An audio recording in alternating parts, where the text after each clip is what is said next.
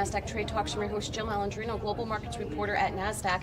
We've been coming to you live from day 2 of the 2018 Options Industry Conference. Joining me for this segment is LT Tanzman. He's the head of CES Options Routing over at Citadel Securities. Thank you very much for joining me over at OIC. And let's talk about the market makers for this segment. What challenges are market makers facing in the options industry?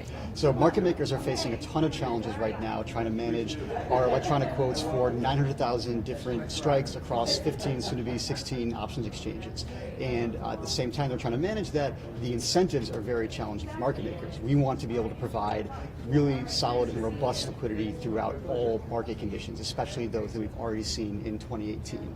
But at the same time, the incentives for market makers to put their best prices forward are really challenging in the context of the current market structure. So we're really trying to think, okay, what can we do as a market, as an industry overall, to put our best prices forward and to be able to deliver the best execution, which means tighter spreads overall to our, the entire community. Well, do you think market structure's too complex, and is that a reason why you're seeing market makers leave the business? Yes, that's a huge concern we're seeing. Like the diminishing pool of market makers right now is not healthy for the long-term growth overall of the industry. I mean, that's going to be a challenge going forward in terms of, being able to realize the growth that we had seen over the past 10 years. Mm-hmm. Well, what are your goals to provide an unmatched execution experience then? So I think that we're looking at a lot of different, kind of small microstructure pieces of the way that, a lot of clients execute their orders right now, and trying to think, okay, well, what does that mean in the context of our market maker being able to put our best prices forward, and then also think, talking to our retail partners, constantly and saying, what are they seeing, what are they looking for, how can we deliver a better execution experience overall,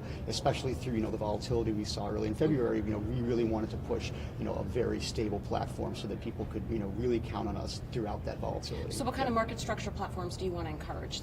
So one of the big things that we're looking at right now are the behavior of these price improvement auctions. They've been a big topic at a bunch of the discussions earlier in the conference already, and we think that those are very challenging for market makers to be able to put their best prices forward, because a lot of these trades will actually go up in auctions instead of on a lit quoted market.